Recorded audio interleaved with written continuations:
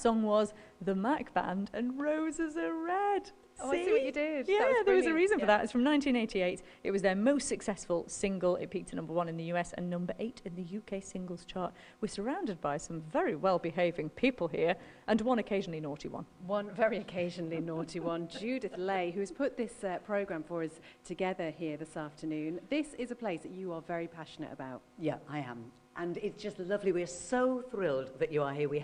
The fun started last Sunday morning when we put up the banner on the outside of the hall that said that late lunch was coming from here. And every time I drive past, it's just so exciting. We're thrilled to have you here. Of course, we're passionate about it. This lovely little hall attached to St. Stephen's Church, right in the centre of Sulby, is home for so many groups. You're going to meet so many fabulous people. You're going to meet our lovely vicar. We've got the children and teachers in from the school just next door. And there's so much that goes on here, so many different things. And we love to feel that we are at the heart of Sulby Village. And just great to welcome you here. And yes, you can mention cake as often as you like, because all through the Flower Festival, not only can you come and see amazing displays and all this wonderful work done by the people who use this hall, but you can enjoy refreshments too.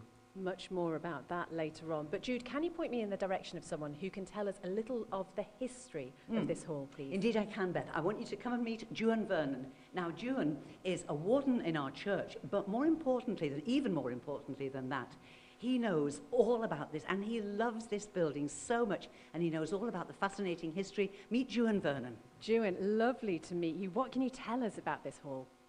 Well, the hall and the church are one building. It's a rather unique building.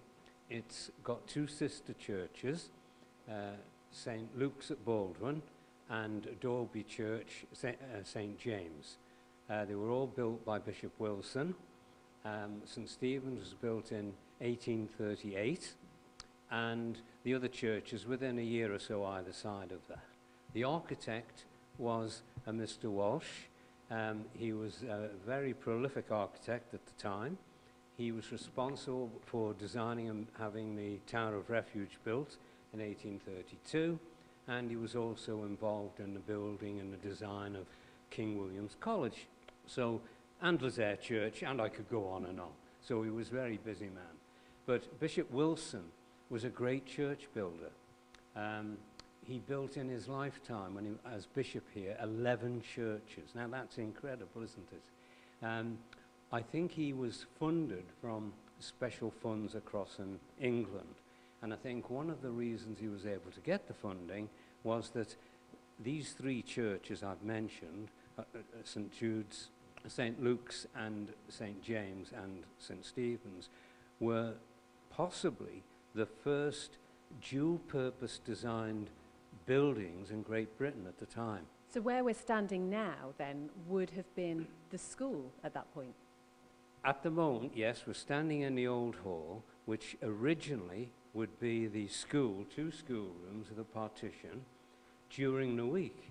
But come the weekend, it became the nave of the church, and the partitions were pulled back. The desks would be put to the back rear of the hall, and rows of chairs would be put out for the congregation. Come Monday, it would revert back to 2 schoolrooms. And that went on for many years until 1880, when they built the new elementary school right next door to us. And then this became a community hall, and the church was extended and made into the church you see today. But it's one of the few churches that has the altar facing south now. It used to face east, as it should do, but due to the extensions, they had to put the altar on the south wall, and it's now facing south.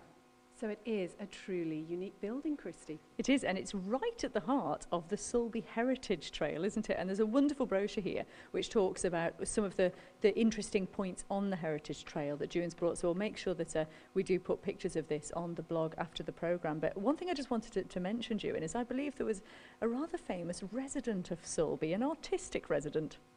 Yes, a very artistic resident. I think possibly one of the island's greatest artists, and I think most definitely the island's greatest designer, none other than Archibald Knox. And he lived just down the road in the village from about 1900 to 1905. And I think he possibly even attended this church, because I know he was a churchman. He went to Lozère as well. But with him living in the village, the odds are he would come here. And yes, he did his designs in his studio, and in those days the post office was just across the road to him.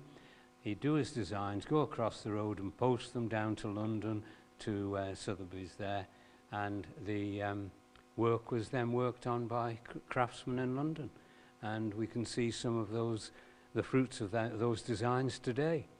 And even Brad Pitt's got them now as well, so there you go, he's gone far and wide. But the particular leaflet is absolutely wonderful. There's some wonderful spots in Sulby, which is a fabulous village anyway. And of course, you've got the Claddocks that can come camping here as well, and there's Faulty Wheels, so much to see around here. There really is. I'm not sure anyone listening, though, is going to believe we've got anybody else here in this building, but we have got some pupils from Sulby School. Can you give us a little cheer?